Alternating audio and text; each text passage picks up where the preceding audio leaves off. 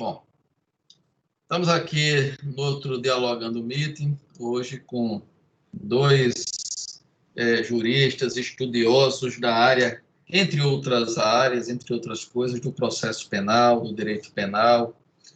Luiz Carlos Gonçalves, eleitoralista também, com a obra, não só o curso de Direito Eleitoral dele, mas também livros sobre a área do crime eleitoral, do processo penal eleitoral. Procurador da República, foi procurador regional eleitoral em São Paulo, por 2 vezes, né, Luiz? Por 2 vezes, dois mandatos. 3, né? Deu dor de cabeça a muita gente. Luiz, numa atuação muito rica e em momentos, inclusive, em que ele inovou em medidas adotadas. O Rosmar é um juiz federal em Alagoas, um estudioso do processo penal, autor de obras.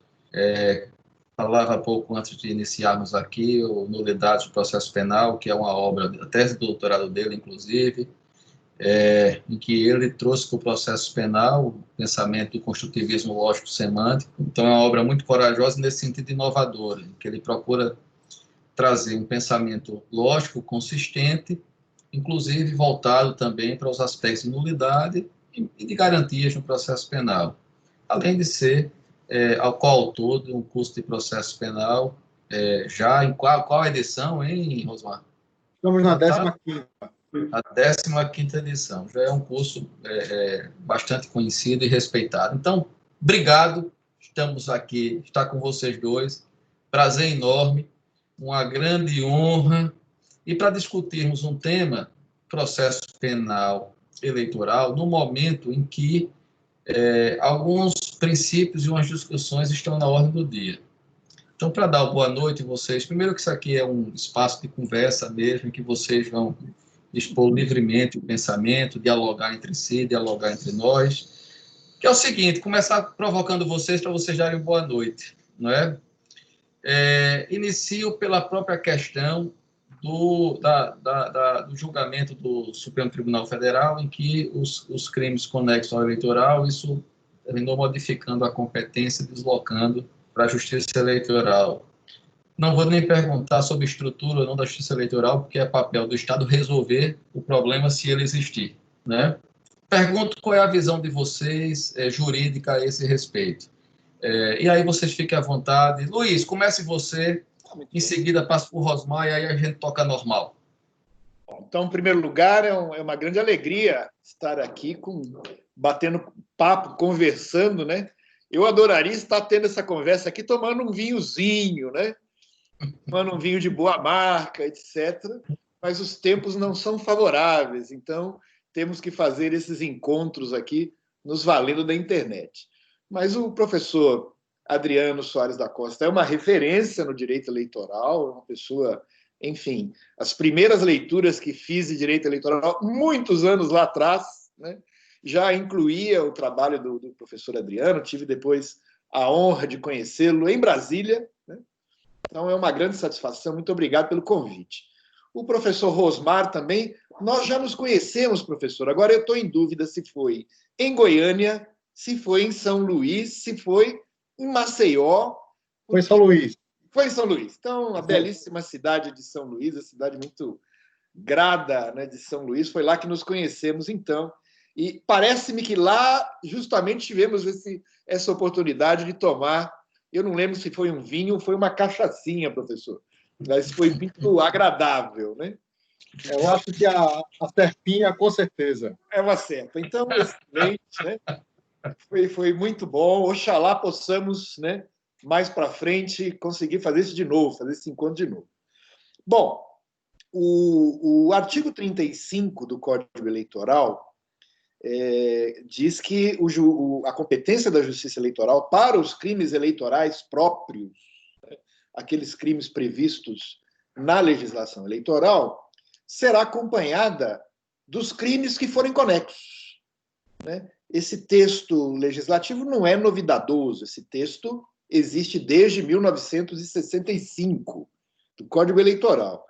eu me lembro, né, alguns anos atrás, numa conversa talvez regada por igual aí por uma boa cerveja, mas eu lembro de ter conversado com os amigos meus, né, procuradores da República, que estavam ali começando algumas investigações que se revelaram rumorosas, e a primeira vez que um deles falou que alguns desvios, né, da administração pública podiam ser praticados com finalidade eleitoral, a meu favor, eu tenho que dizer, olhai o artigo 35, inciso 1 do Código Eleitoral. Eu falei, olha, cuidado, porque tem um artigo de lei, né? Quando o Código Eleitoral trata de competência, ele foi recebido pela Constituição de 88 com força de lei complementar, né? Está lá no artigo 121 da Constituição. Então, eu disse, olha, tem uma lei complementar dizendo que se um crime comum tem essa relação de conexão com o crime eleitoral, a competência da justiça eleitoral. O fato é que o assunto ficou, talvez, indevidamente adormecido.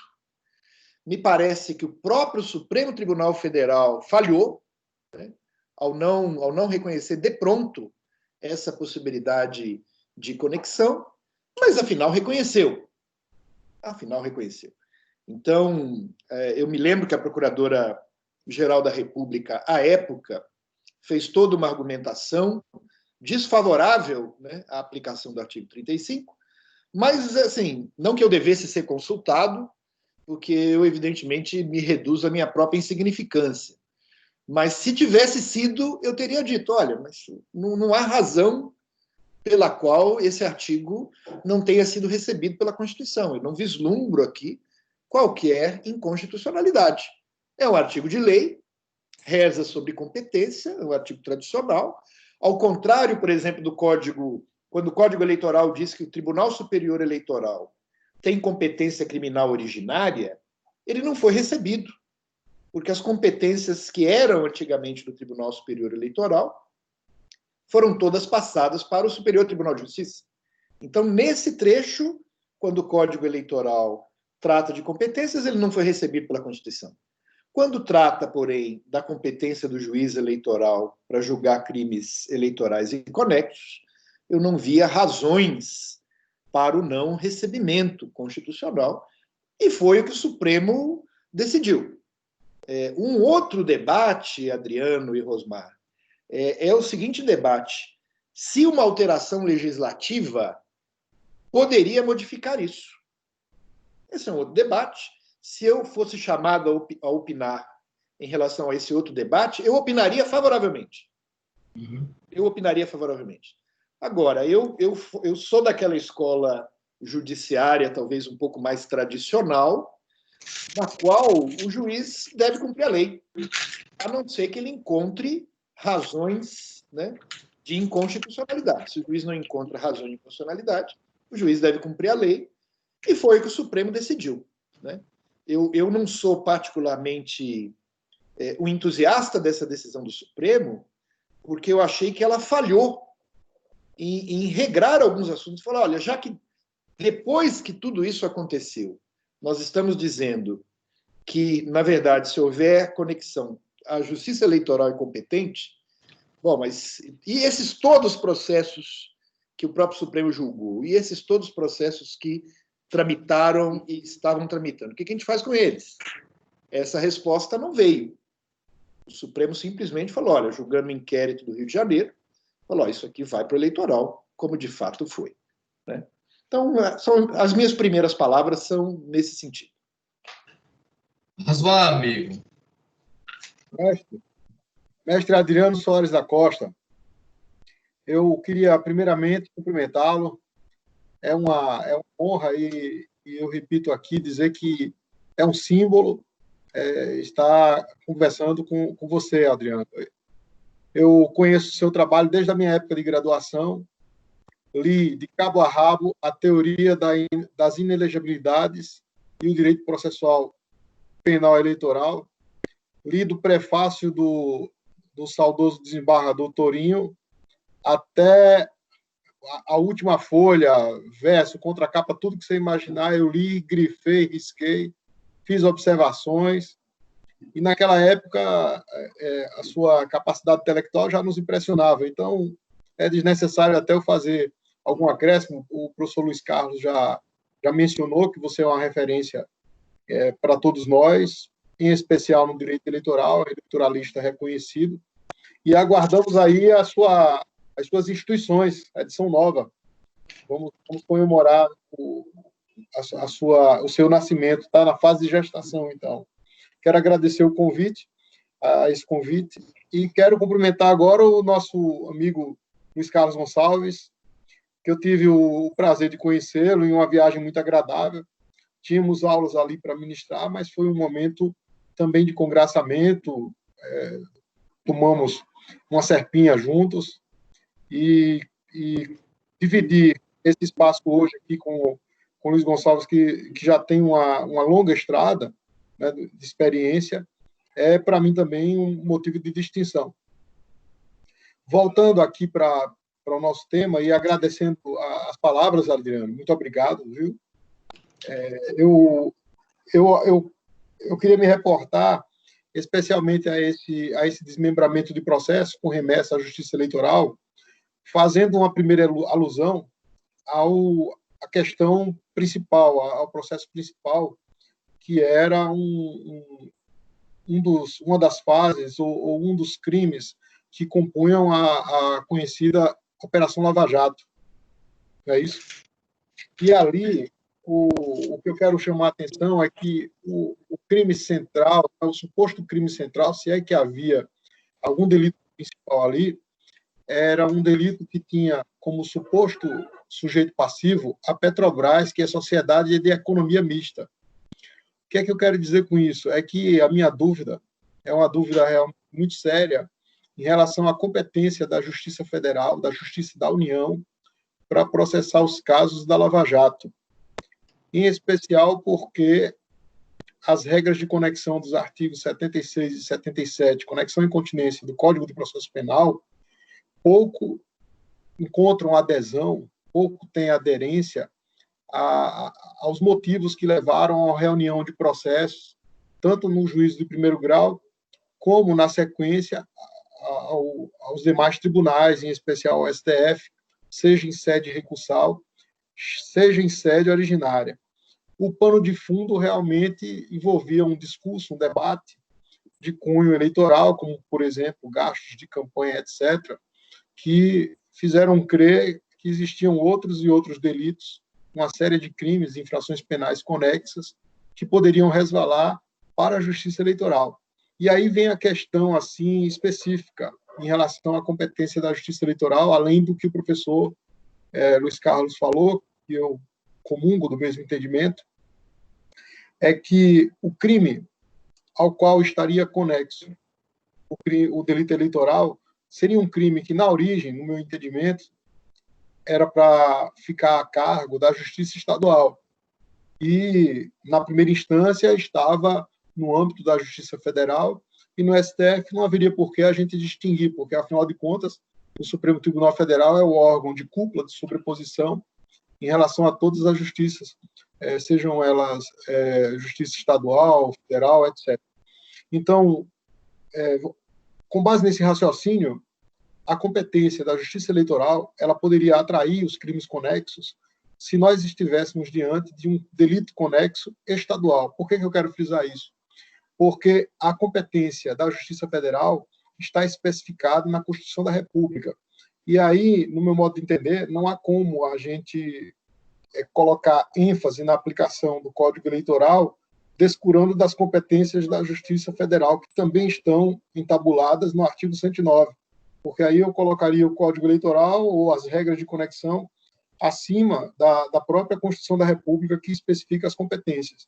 Em poucas palavras, a ideia seria de desmembramento do processo, né? Ou seja, a Justiça Federal com o processo dela, dos crimes federais, a Justiça Eleitoral com os processos também da Justiça Eleitoral, crimes eleitorais relativos à pré-eleitoral ou em razão de questões eleitorais. Então, como ali na hipótese era um crime que, a nosso ver, o crime principal, o crime comum, estaria indevidamente no âmbito da Justiça da União e no âmbito do STF a gente não precisa fazer esse tipo de distinção, penso que a decisão do Supremo foi correta, considerando esse parâmetro, que era um delito que deveria correr perante a Justiça dos Estados. E a fixação da competência na Justiça Eleitoral não viola, nesse ponto, a Constituição da República. Por quê? Porque Petrobras é uma sociedade de economia mista, né? Aí alguém poderia me dizer, não, mas tem evasão de divisa, tem lavagem de dinheiro, tem crime tributário. Com base nesse tipo de argumento, seria possível a gente reunir na competência da Justiça Federal praticamente todos os crimes que correm nas outras justiças, porque qual o delito, por exemplo, de tráfico e etc., que, por exemplo, que pode não implicar a sonegação tributária, inclusive de tributo da União, né? Então, a nosso ver, a atração para a competência da Justiça Federal de vários delitos ali, sem aplicação das regras de continência e conexão, foi algo absolutamente equivocado. E em relação à justiça especializada, a eleitoral, era realmente para ela ser uma justiça atrativa, mas no tocante aos crimes de competência da justiça estadual. Aí veja a dimensão do problema, porque se eu tenho um delito que se enquadra lá no Código Eleitoral ou nas leis eleitorais para capitular como crime eleitoral, ele seria capaz de atrair todos os delitos que supostamente seriam conexos ali e que estavam tramitando indevidamente na Justiça Federal. Mas, repito, aquela reunião de fatos, no âmbito do processo chamado Lava Jato, a nosso ver, foi muito forçada a interpretação. No seguinte sentido, como é que eu vou justificar a aplicação das regras de conexão ali do artigo 76, que eu preciso cometer um crime para encobrir outro, né? Então, são regras bem estreitas. Então, como eu vou justificar reunir tantos delitos conexos, né, ou continentes em um único processo, como foi a hipótese? Então, penso que a decisão do Supremo, ainda que possa não ter fundamentado da maneira como eu imaginei, a justificativa foi outra, né? Pela justificativa utilizada ali, eu discordo, porque se é um crime comum de competência da Justiça Federal, o caso seria desmembramento do processo, né? Divisão, né? Mas no caso ali, o delito seria de competência da Justiça dos Estados, então atrairia para a Justiça Eleitoral, inclusive, esses delitos conexos. Creio que eu me fiz entender, né? É uma grande engenharia ali, essas nossas regrinhas de competência, parece nada, mas dá muito pano para manga, né, Adriano? Muito. E assim, você trouxe uma série de questões bastante interessantes na divisão aí entre os crimes. Quer dizer, você puxa primeiro a discussão se o crime era comum de competência da Justiça Federal e o crime comum de competência da Justiça Comum. Quer dizer, já daí tem um aspecto constitucional a ser enfrentado. Depois, a própria questão de se o crime eleitoral aí atrairia para a Justiça Eleitoral ou faria divisão, né? O que fosse da comum ia para comum, o que fosse do eleitoral para o eleitoral. Luiz, como é que você vê essa questão? Eu estou achando a discussão que o Rosmar trouxe, eu achei muito interessante, dá uma boa cancha para a gente conversar, Luiz. A conversa está boa, a conversa está muito boa, né? Em primeiro lugar, só para dizer, eu sei que aqui com vocês dois isso não é nem necessário, mas, enfim, muitas vezes as pessoas me abordam, Rosmar, e falam assim, por que vocês, apontam o dedo para mim, fizeram não sei o que lá em Curitiba, Porto Alegre, não sei onde foi bem direito, né? E eu viro e falo assim, vocês quem? Vocês, o Ministério Público Federal. Eu falo, meu amigo, pode parar por aí, né? Cada órgão do Ministério Público responde pelos processos que lhes são confiados. E isso é uma garantia constitucional, né? Então, por exemplo, se viesse um sujeito qualquer meter o dedo no meu processo eleitoral, virava briga de soco, né? Então, eu não, assim, nem apoio, nem desapoio, e, na verdade, ao contrário do que poderia parecer, nem me interesso muito, a bem da verdade, né? Durante todo esse período aí no qual essa operação rumorosa aconteceu, eu a vi como um cidadão, né? Ora apoiando, ora desapoiando, mas não como órgão do Ministério Público, porque justamente não é minha área de atuação. Eu atuei em processos eleitorais, a minha atribuição é processos eleitorais, e agora são processos previdenciários, né? Tema que eu estou avançando no entendimento, mas ainda muito rudimentar, devo dizer. Mas, então, o que eu me lembro de ver na imprensa, Rosmar, é que, inclusive, esses processos que foram para o Rio de Janeiro, eles houve uma decisão anterior do Supremo que falou, olha, isso aqui não é Curitiba, isso aqui tem que ser desmembrado, e levou para o Rio de Janeiro, né? Houve um primeiro debate nesse sentido. E a segunda questão, essa sua argumentação, Rosmar, foi a argumentação utilizada pela Procuradora-Geral da República, né? Quando ela ofereceu o parecer lá nesse inquérito 4.435 do Rio de Janeiro, né? O parecer foi bem nesse sentido que você falou, dizendo que a Constituição trazia uma competência para a Justiça Federal expressa, né? E que, portanto, essa competência constitucional teria preferência em relação à competência da Justiça Eleitoral, do Código Eleitoral, né? Eu discordei de Sua Excelência naquela época e agora discordo de você. Porque me parece que ambas as competências, de maneira direta ou indireta, estão assinadas na Constituição. A Constituição diz textualmente, né, que a competência dos juízes e tribunais eleitorais será definida em lei complementar. E essa lei complementar é o Código Eleitoral recebido assim. Então, a meu juízo, nós estamos diante de dois critérios de competência com lastro constitucional.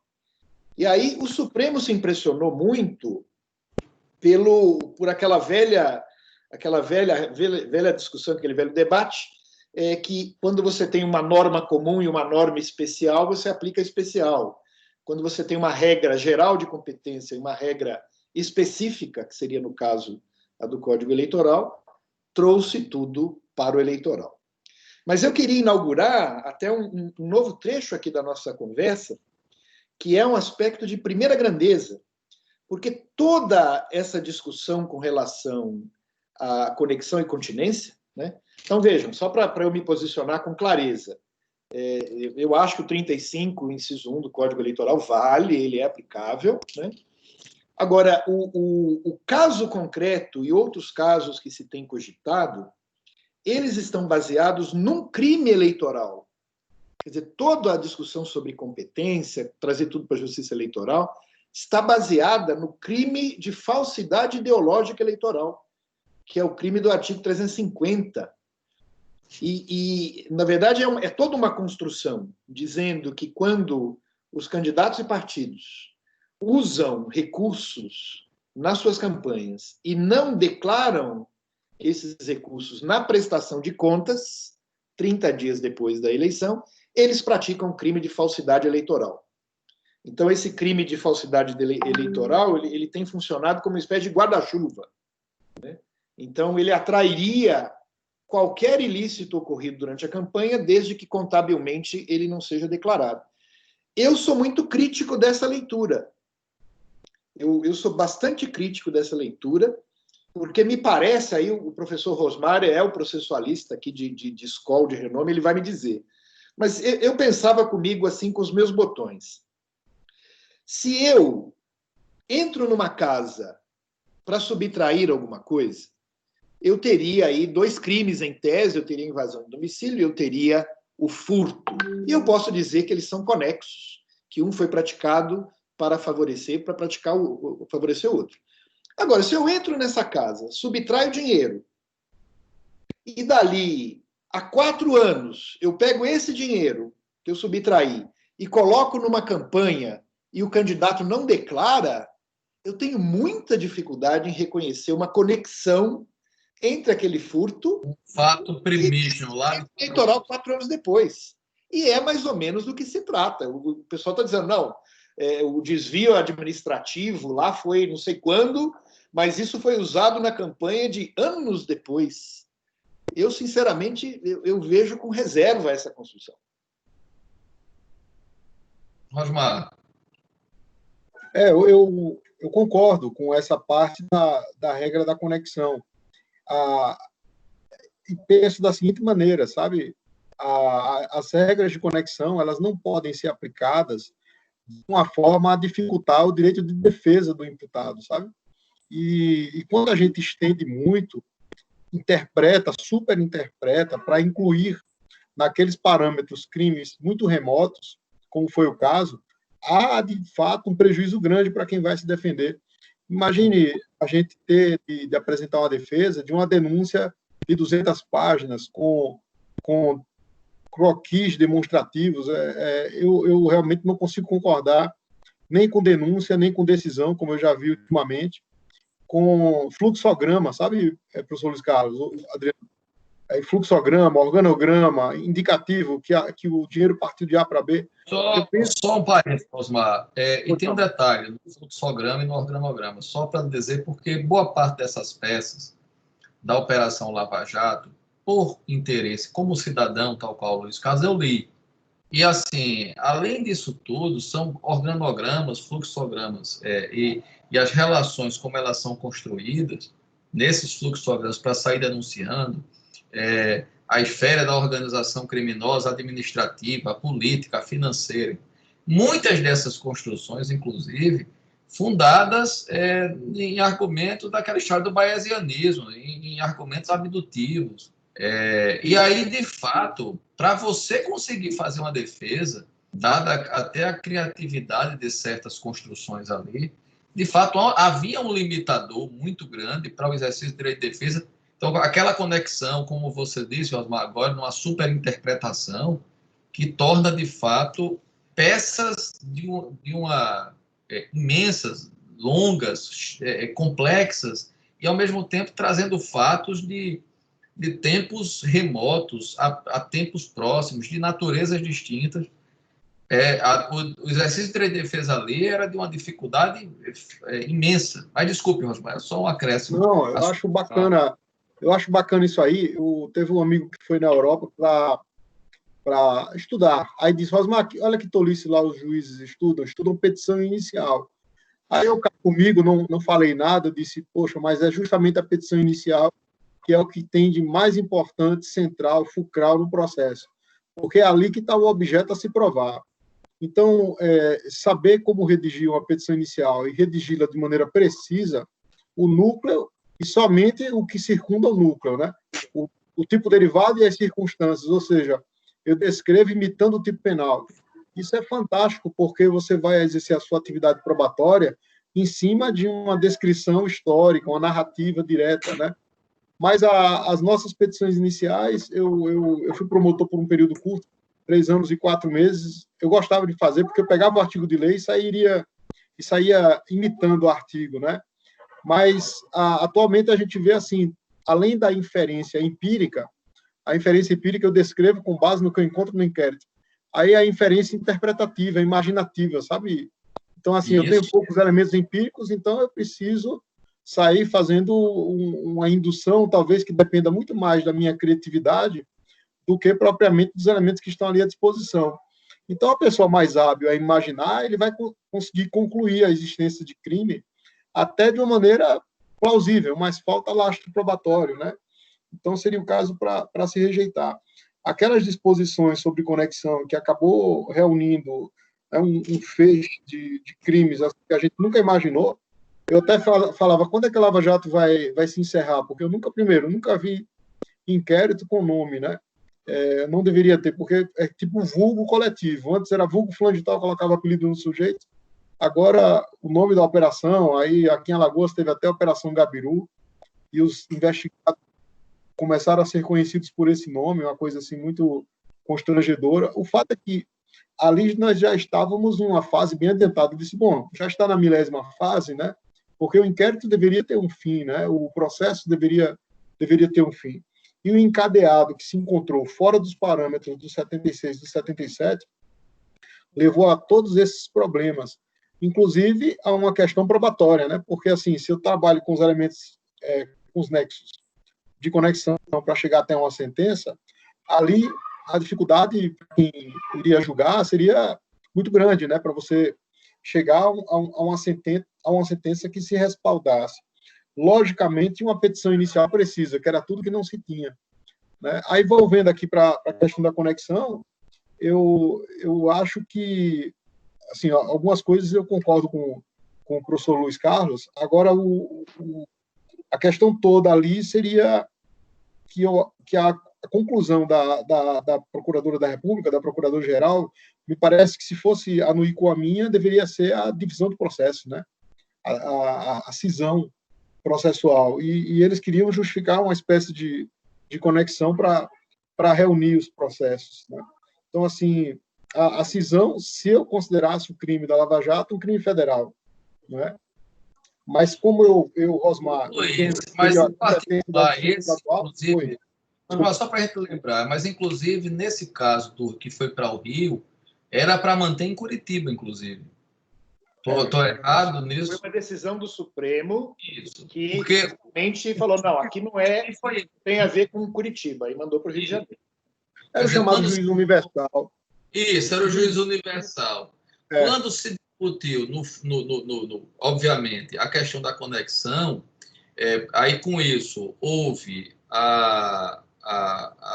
o deslocamento de competência, a pretexto de ser um crime eleitoral, enfim, conexão atrair o restante, e no final ficou na Justiça Federal todo ele, não foi? Teve algum deslocado para a Justiça Comum? Não recordo. Não, acho que não. Ficou tudo na Justiça Federal. Federal. Na Justiça Eleitoral. E não sei se houve desmembramento para federal também, não recordo. Deixa eu dar uma contribuição, né? Por favor, Luiz. De novo, eu não tenho um conhecimento de atuar nesse caso, é conhecimento de imprensa. Isso. Me parece que sim, né? Era um caso de Curitiba e o deslocamento se deu a pedido da defesa, né? Isso. Levou para o Rio de Janeiro. Quando eu disse que o parecer da procuradora tinha um tópico de assemelhação com a opinião do professor Rosmar, era com relação a esse papel da norma constitucional que se refere à Justiça Federal. Então, ela realmente defendia a primazia, né, da Justiça Federal diante dessa norma da competência da Justiça Eleitoral. Do que você concorda. No ambiente eleitoral, né, claro, na indagação do eleitoral, a tese do desmembramento não é popular. A tese do desmembramento, então, isso foi muito discutido em relação, por exemplo, aos crimes de menor potencial ofensivo, se havia um crime eleitoral e um crime de menor potencial ofensivo, se ele iria para o juizado especial ou se ele ficaria na Justiça Eleitoral.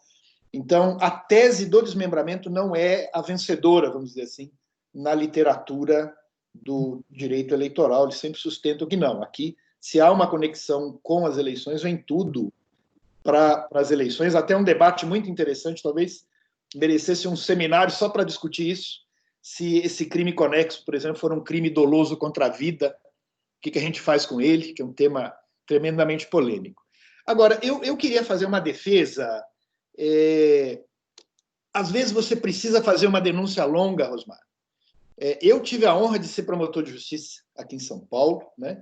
E eu seguia bem essa escola, foi a escola do meu estudo, foi a escola do meu treinamento. Você pega lá o tipo penal, reproduz o tipo penal da denúncia, coloca circunstâncias de fato, né?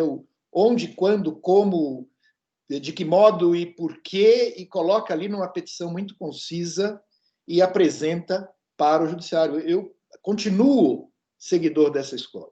Mas eu preciso dizer também o seguinte: às vezes o crime é extraordinariamente complexo. Eu atuei num caso, um caso muito rumoroso, né? Já adianto dizendo que os processos penais que a gente ajuizou não chegaram a bom termo, né? Prescreveu tudo, já adianto, mas foi um caso que envolveu um banco público, né, do estado de São Paulo e uma gestão muito ruinosa que envolveu recursos vultosos da União de Recuperação, enfim, o dinheiro desapareceu. E eu me lembro, né, do inquérito policial instaurado, né? Eu considerei o inquérito insuficiente, eu chamei a equipe técnica do banco, né, para que eles me explicassem algumas operações. Eu fui visto pegando consultoria, né, até de instituições financeiras mesmo, de assessoria jurídica, porque não era assim, olha, foi lá, pôs a mão no bolso e pegou o dinheiro. Não era assim. Na verdade, era um financiamento dado sob certas condições e com refinanciamento no exterior, no qual o banco atuava como garantidor, e esse refinanciamento era seguido, era uma escala de refinanciamentos, né? E eles exigiam, para a liberação final do dinheiro, uma série de pareceres tanto da área técnica do banco, quanto de consultores externos, e aí nós tivemos que ir atrás desses consultores para saber o que tinha acontecido, ir atrás desses técnicos do banco. Ao fazê-lo, descobrimos que os técnicos, a assessoria, tinha sido ameaçada para dar o parecer num determinado sentido, né? As cláusulas financeiras eram tremendas, né? O contrato era um contrato de 50 páginas. Então, se eu não oferecesse uma denúncia muito detalhada, muito alongada, com explicação, inclusive, o juiz não é obrigado a entender de sistema internacional de garantia de contrato. Me pareceu que era o dever do Ministério Público, né, levar isso ao judiciário. Então, eu me lembro, né, até para minha surpresa, era uma denúncia alongada. Eu não me lembro de ter feito considerações imaginativas, até porque eu sou uma pessoa de imaginação muito limitada, né? Mas o fato é que era uma peça alentada. Eu não tinha como descrever o crime, e me parece aqui, no particular, que era a situação dos colegas da Lava Jato. Não quero me pronunciar sobre a eventual imaginação deles, não tem como verificar isso, mas algumas operações dessas eram operações de tremenda complexidade. Então, se a denúncia fosse concisa e não descrevesse isso, seria uma denúncia inepta. Eu tenho uma opinião assim específica aí, né?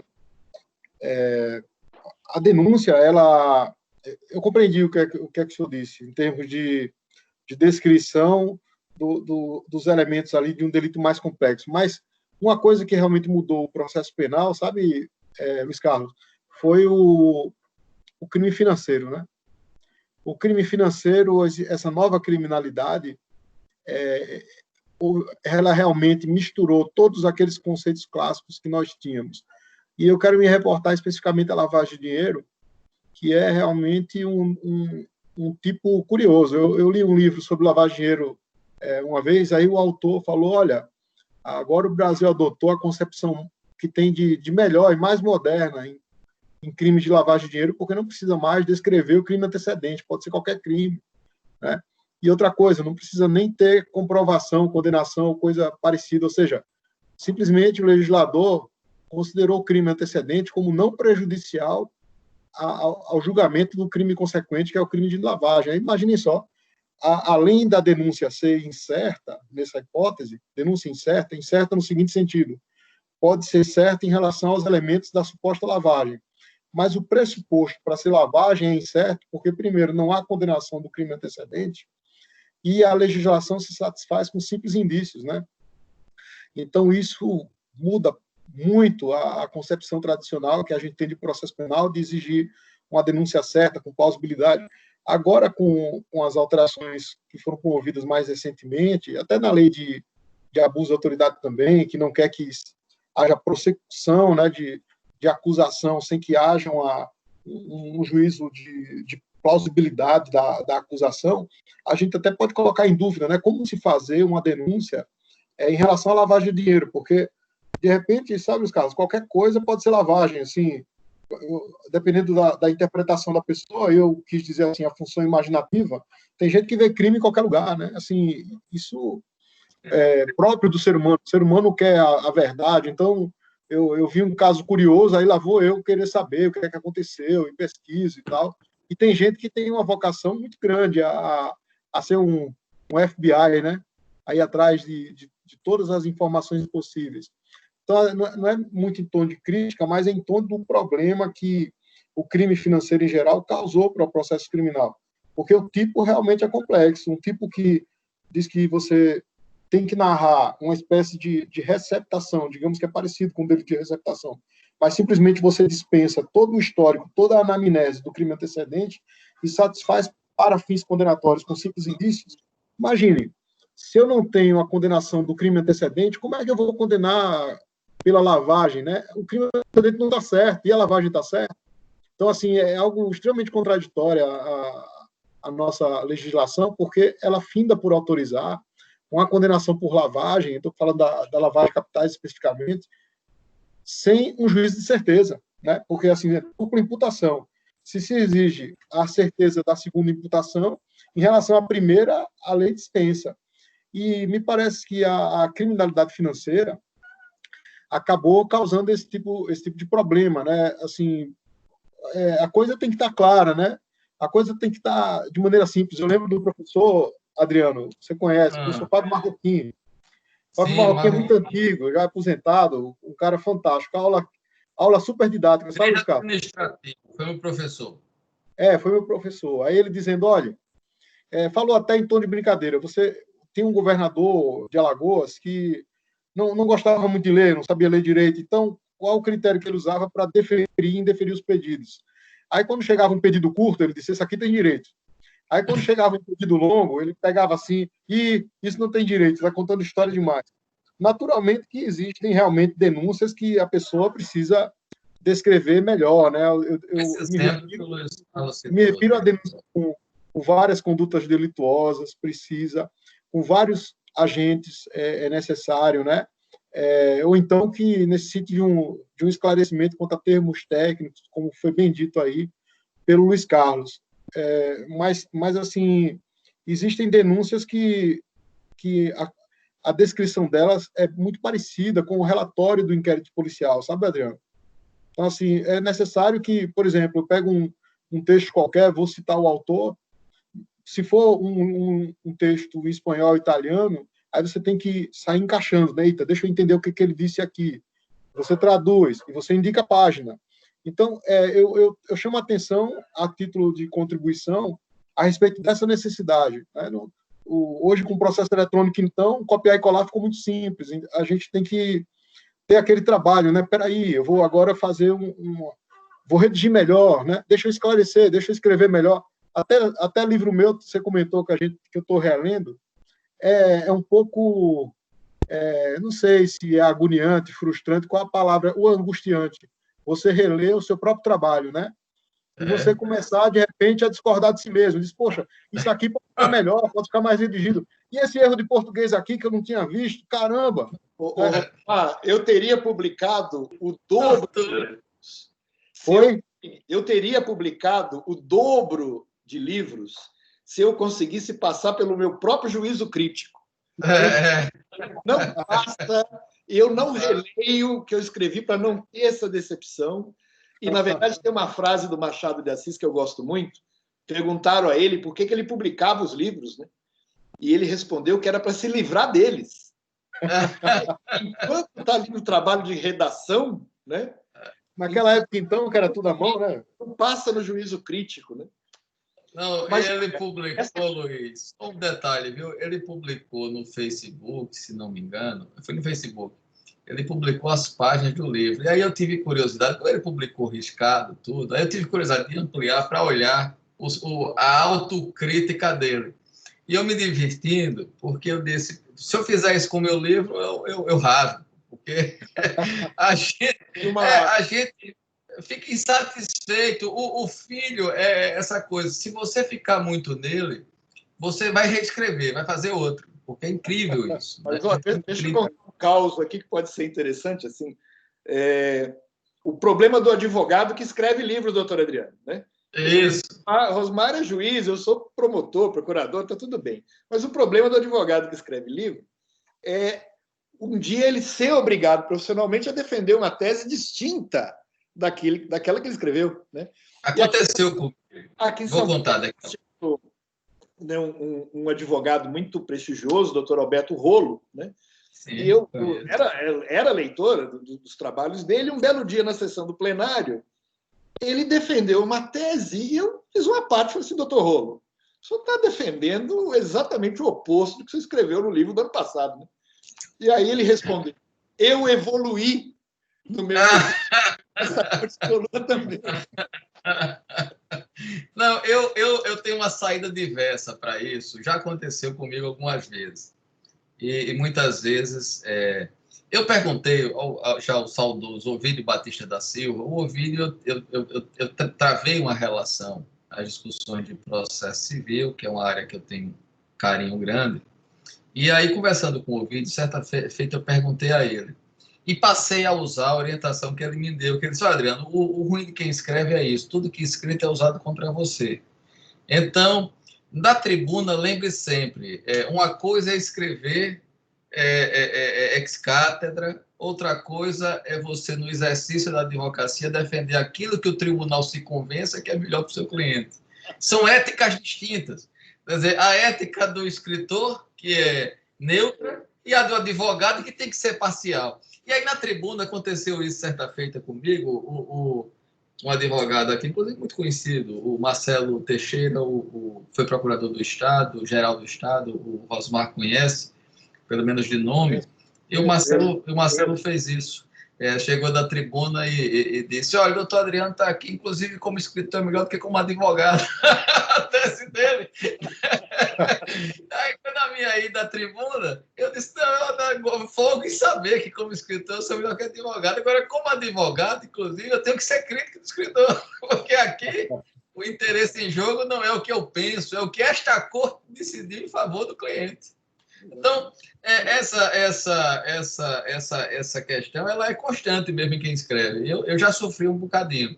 Mas eu queria voltar um pouquinho para a provocação aqui, porque essa dialética de vocês, eu fiquei até quietinho aqui assistindo, achando interessante. O Luiz Carlos disse uma coisa, Luiz, que eu capturei aqui, dei uma segurada para lhe provocar, no bom sentido, assim, de te ouvir, teu pensamento. Você até disse, olha, eu concordei com a decisão do Supremo, tá certo, em relação no que diz respeito ao núcleo da decisão, da questão da competência. Nada obstante, entendi que faltou uma delimitação melhor ao decidir. Eu queria que você aprofundasse um pouquinho mais esse tema. Eu acho que tem um aspecto interessante aqui de fundo, que próprio para o que a gente está discutindo. Quais foram os aspectos, eventualmente, que você entendeu que poderiam ter sido regulados e não foram?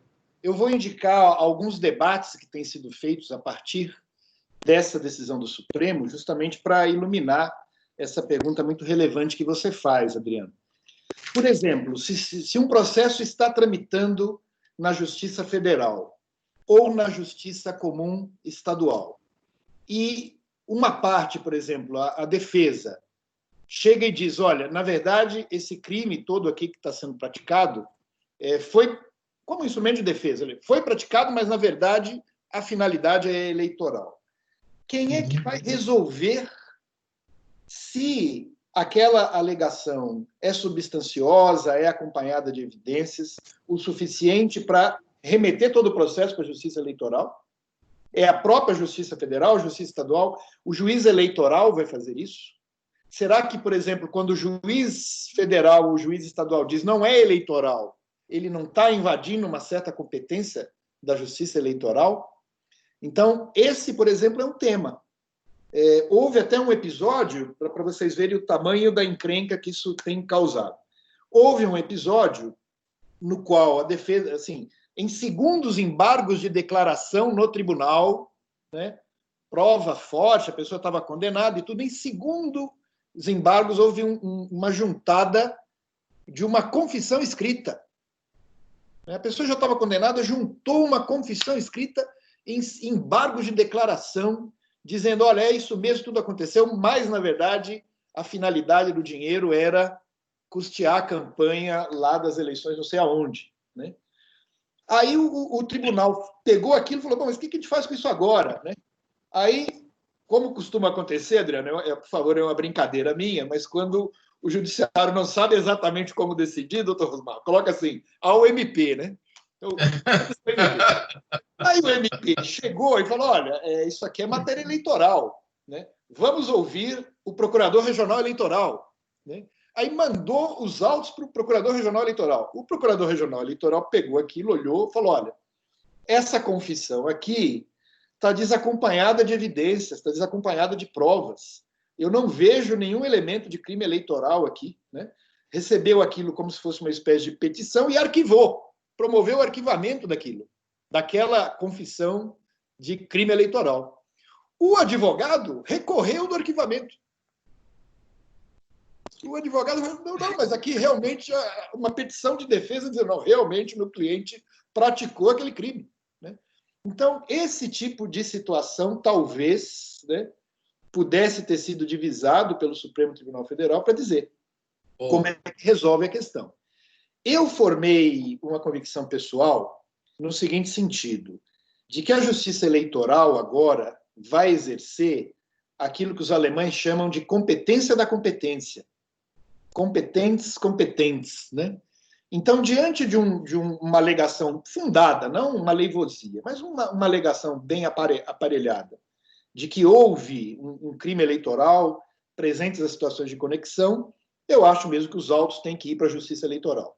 Mas a justiça eleitoral é que vai resolver se aqueles elementos, afinal, são ou não são próprios, né, de um crime eleitoral. E isso acaba, não sei se eu estou puxando muita sardinha aqui para a minha instituição, pode ser que sim, né? Mas quem vai resolver se tem crime ou não é o Ministério Público, vai oferecer denúncia ou vai promover o arquivamento.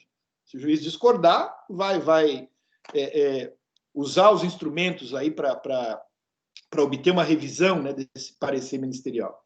Mas vejam, é uma questão que eu estou falando aqui, é uma opinião, né? Talvez se o Supremo tivesse avançado, nós teríamos um parâmetro, uma baliza, né? Porque o risco é esse, quer dizer, todo o processo no qual tiver havido uma singela alegação de prática de crime eleitoral, e invariavelmente será esse tipo do 350. Mas deixa eu fazer uma provocação, então, Luiz.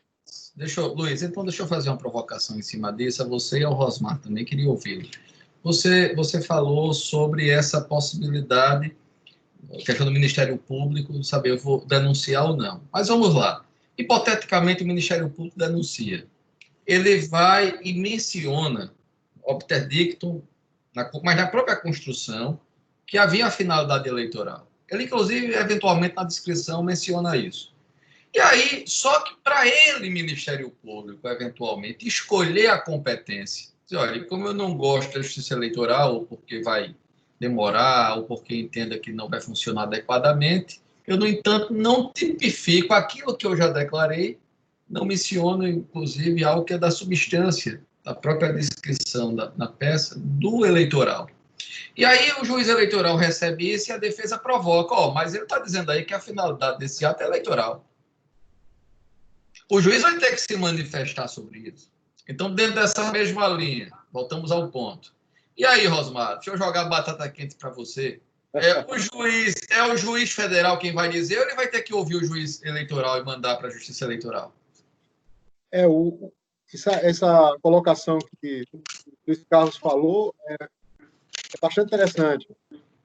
Na hora de entender como incompetente, eu penso que o juiz não deve dizer qual crime que ele considera em curso, sabe? Ou seja, eu conjugo aí a regra de competência, né?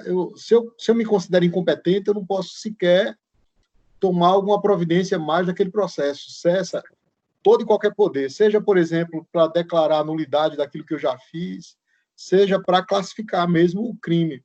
Então, assim, essa decisão de desclassificação, ela deve ser a decisão mais genérica possível, com base naquela ideia que ninguém é obrigado a receber um processo, a aceitar a sua competência, como o próprio professor Luiz Carlos disse, a regrinha competência, né? Então, quem vai dizer se é competente ou não é o juízo de destino. Agora, acontece várias questões aí, porque no momento em que a pessoa indica um órgão, né, como competente, é necessário você fazer ao menos um juízo sumário de cognição, né? Eu penso que para evitar a incursão do juiz na atividade do Ministério Público, ele deve simplesmente se restringir a negar a sua competência. Quando a questão vem do Supremo para um órgão de menor hierarquia, aí já muda um pouco de figura, embora o Supremo também não deva indicar. Mas é como se o Supremo já se manifestasse, ou o STJ em relação ao órgão de menor grau, que aquele processo deve ficar restrito, por exemplo, ao STJ ou ao juiz de vara X em uma determinada localidade. E, nessa hipótese, se não tem denúncia formulada, ou se a denúncia oferecida foi perante um juiz que era incompetente, é realmente o Ministério Público a palavra final, se denuncia ou se promove o arquivamento. Caso ofereça denúncia, aí caberá ao juiz ao qual a competência foi fixada pelo Supremo Tribunal Federal, se não concordar com aqueles elementos, rejeitar e submeter a questão a controle recursal. Acho que é por aí. O Luiz Carlos falou sobre crimes contra a vida, como uma questão, inclusive, de fato, crimes dolosos contra a vida, uma questão bastante desafiadora. E não eu fui juiz eleitoral no interior de Alagoas, eu era juiz do Campo Alegre, município de Campo Alegre, houve um atentado ao candidato a vice-prefeito. Então, estamos diante de uma... Não se sabia ali se a discussão era de um crime político, né, porque não se tinha não se conseguia apontar a autoria deletiva, mas que tinham eventuais características, enfim. Então, não é incomum o juiz no interior de qualquer estado da federação acontecer circunstâncias que tais, até porque a política envolve, às vezes, muitas paixões. Houve um período aqui, Luiz Carlos, aliás, em Alagoas, onde o Rosmar está, eu estou aqui em Pernambuco, houve períodos em que tinha famílias que se dilaviavam e se matavam em determinadas cidades, assim, era uma coisa impressionante. Pernambuco mesmo, Exu ficou famosa no Brasil por conta disso. Então, veja, não é atípica essa discussão do crime doloso contra a vida no eleitoral, né? Como é que vocês avaliam isso?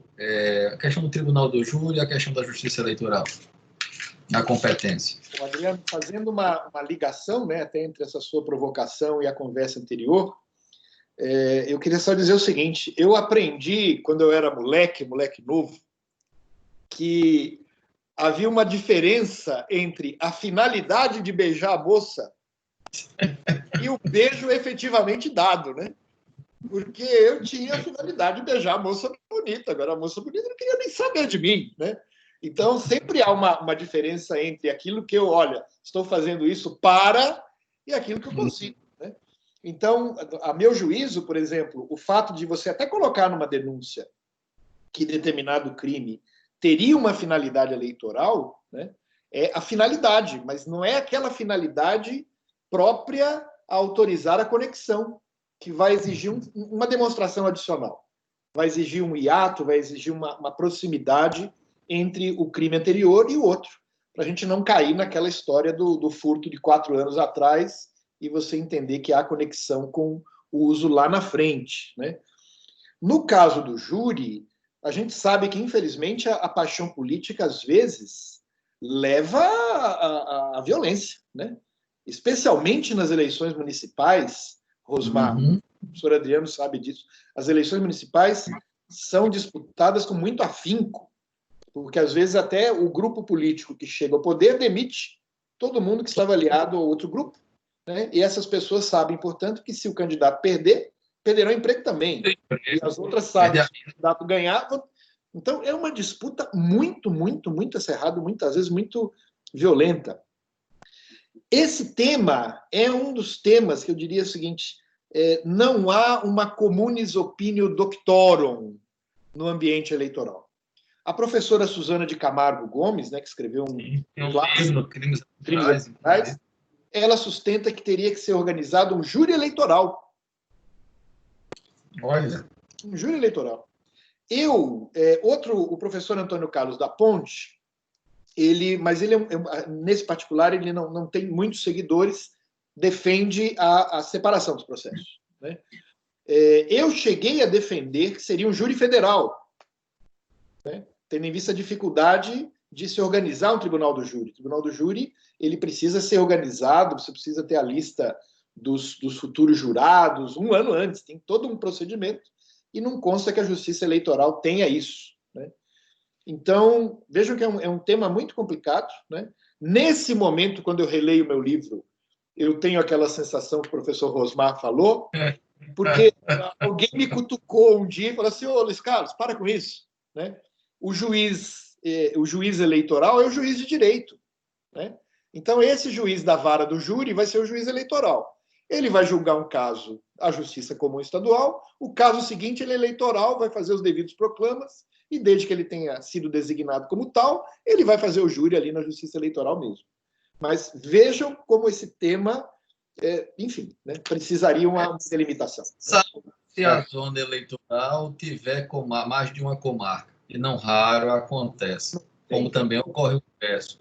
Eu fui juiz eleitoral, a minha zona tinha comarcas distintas, e já aconteceu o inverso de você ter uma comarca com mais de uma zona eleitoral. Quer dizer, não existe uma correlação necessariamente entre circunscrição eleitoral, que define a competência do juiz eleitoral, e a competência, a jurisdição do próprio juiz na definição da competência territorial.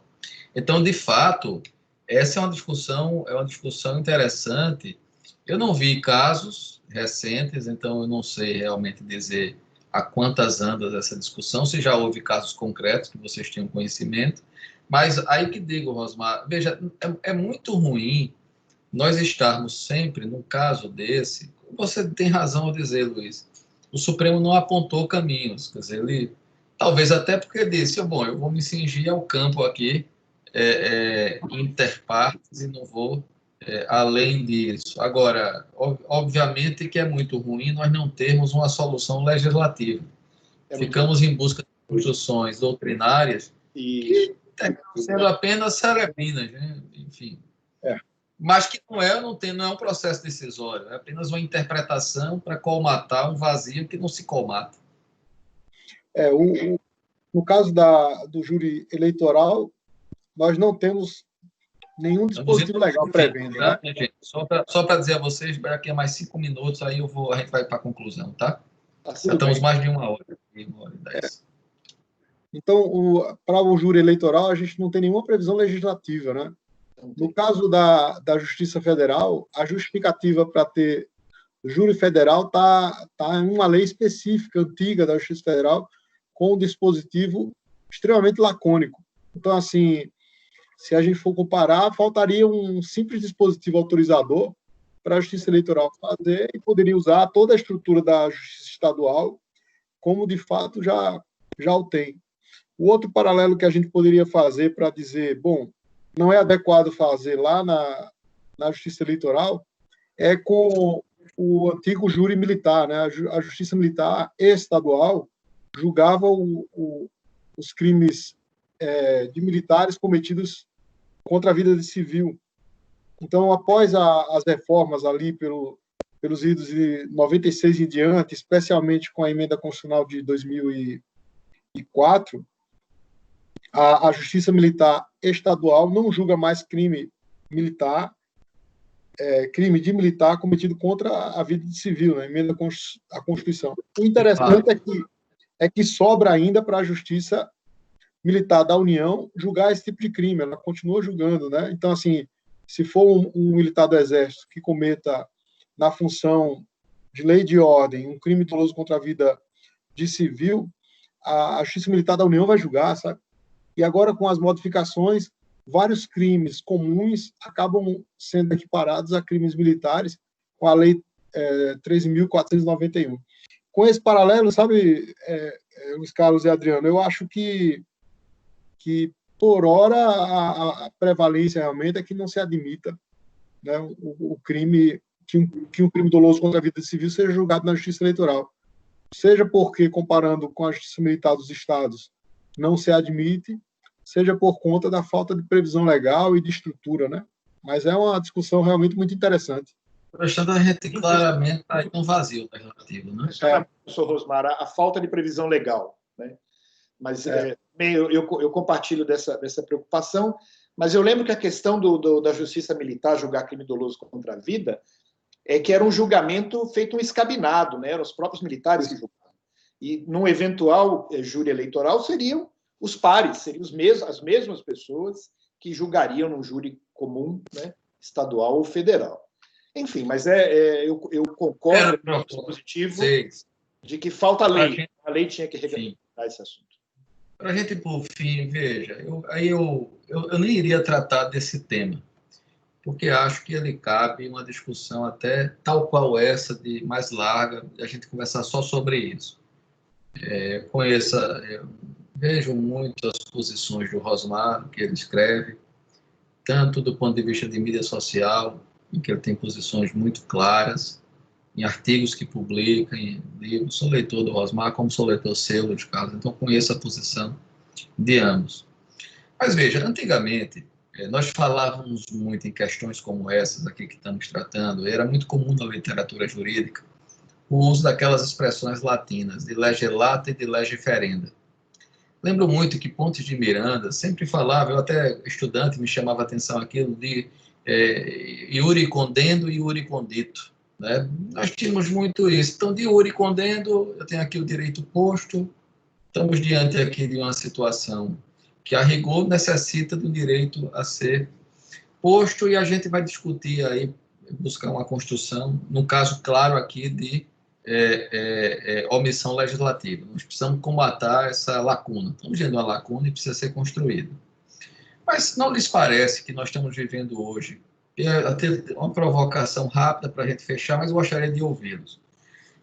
Nós estamos vivendo hoje dentro daquilo que o Lenin Streck chama de principiologismo, que na verdade é de uma irracionalidade, inclusive argumentativa. Hoje os princípios tomaram conta de uma forma que a própria lei escrita, a lei positivada, ela vem perdendo relevo na prática por conta disso. Eu invoco o princípio, afasto a regra, né, que e meto-me a construir. E, nesse sentido, até o Supremo tem sido, aos borbotões, assim, um indutor dessa forma de fazer jurisdição. Isso tem gerado uma insegurança jurídica imensa. Aí nós temos aqui o direito penal hoje. O direito penal que ele vem sofrendo uma inflexão clara de uma inversão de valor, inclusive principiológico, porque antes nós tínhamos as garantias de direitos fundamentais, como justamente o nascedor do direito penal de ser uma garantia do cidadão face a um Estado, ao imperador, ou a um direito que se impunha sem que lhe desse o direito de defesa. E hoje os princípios invadiram a cidadela do direito eleitoral, ou do direito penal e do processo penal, de tal sorte que nós entramos num processo sem saber sequer quais as normas aplicáveis ao caso. Temos aí, Luiz, essa discussão do cláusula pétrea, direito fundamental, presunção de inocência.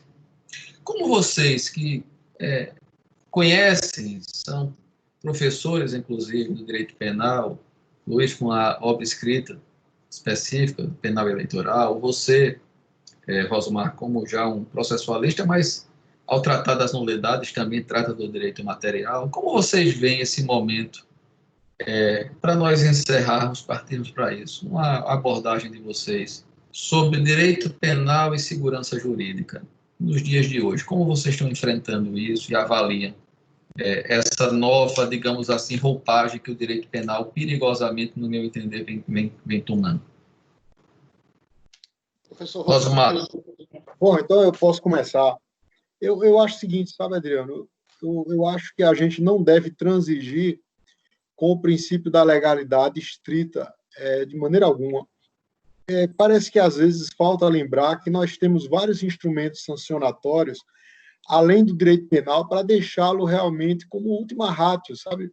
Se a gente pudesse ter menos delito, ou seja, transferir questões que poderiam ser resolvidas na esfera da improbidade administrativa, na esfera civil, ou em outras esferas de aplicação de sanção, seria muito melhor do que usar o direito penal como algo principal, né? como algo que vem primeiro.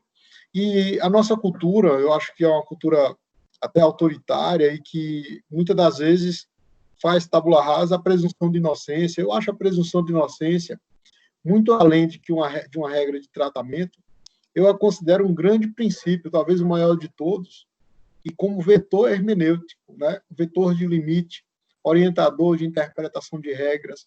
Então, com base na ideia de inocência, jamais nós poderíamos abrir mão da legalidade estrita, aceitar tipos penais abertos, ainda que isso possa desagradar as nossas opiniões pessoais.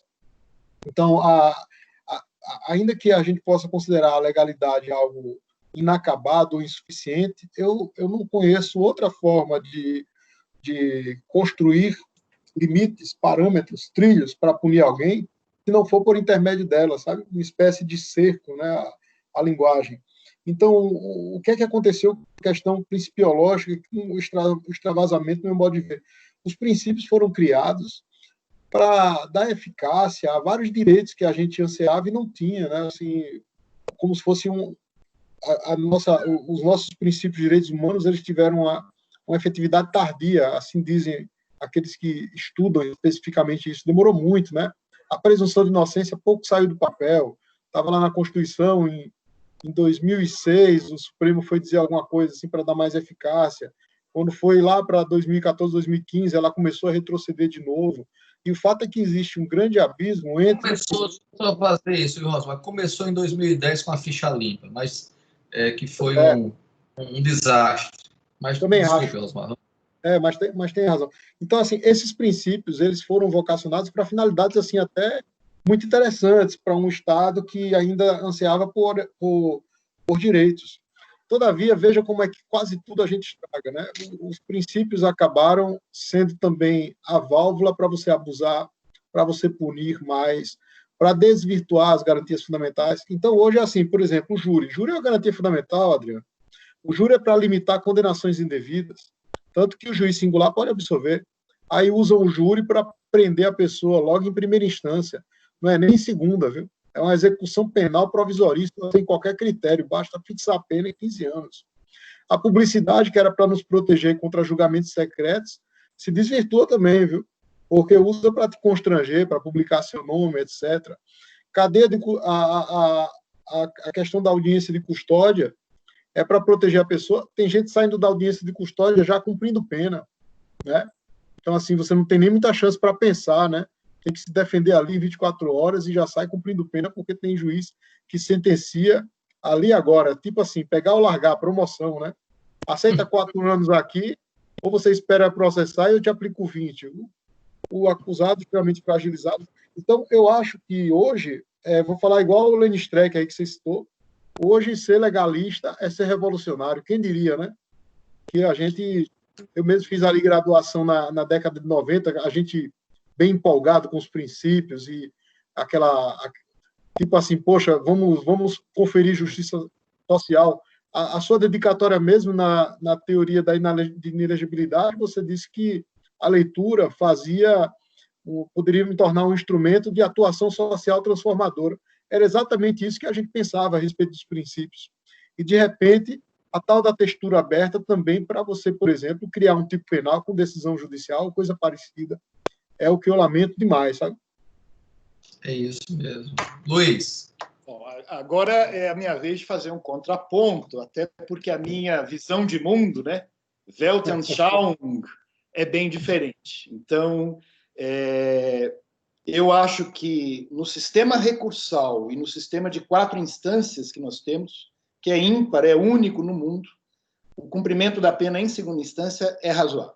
Esse é o meu entendimento.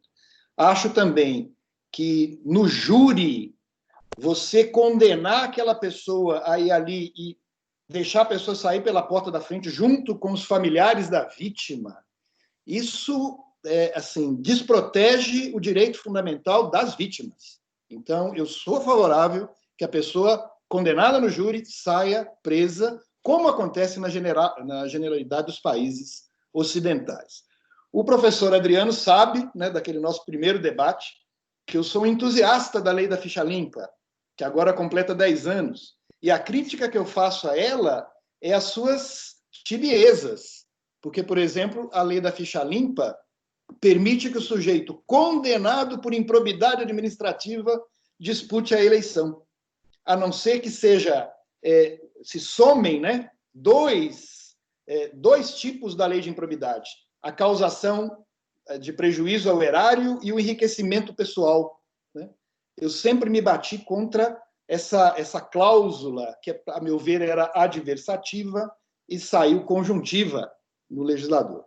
Então, dito tudo isso, vejam, eu quero contar um episódio para vocês, porque eu escrevi o meu livro de direito eleitoral, e um pouco antes da publicação me ligou o editor. Falou assim, doutor Luiz Carlos, o livro está na gráfica, e eu observei aqui que o senhor não escreveu nenhum capítulo sobre princípios constitucionais eleitorais. Eu falei, eu não escrevi porque eu não acredito neles. Eu acho que eles não existem. Aliás, eu sou totalmente contrário justamente a esse papel que os princípios estão ocupando. E digo até, professor Rosmar, muitas vezes eu vi prova boa, materialidade, autoria, tipicidade fechada, cumprida, e o juiz rejeitar a denúncia em nome de princípios vagos, né? Princípios que não tinham densidade normativa. Então, eu tenho uma leitura aqui quase positivista, no sentido do seguinte, o juiz tem que cumprir a lei, a não ser que a lei seja inconstitucional. E não adianta dizer que a lei é inconstitucional com princípios vagos, tirados não sei de onde. Eu quero ver no texto constitucional qual é o fundamento daquele princípio invocado. Então, vejam só, que ao mesmo tempo que a minha visão de mundo discrepa, né, bastante, eu sou a favor, né, da efetividade da lei penal, ao mesmo tempo, eu sou contra essa principiologia que, a meu ver, não permite o controle e, a meu ver, afasta, né, o julgador da norma feita pelos representantes eleitos da sociedade. Então, aqui eu junto um pouco, professor Rosmar, a minha lida, né, com o direito penal e o meu amor pelo direito eleitoral.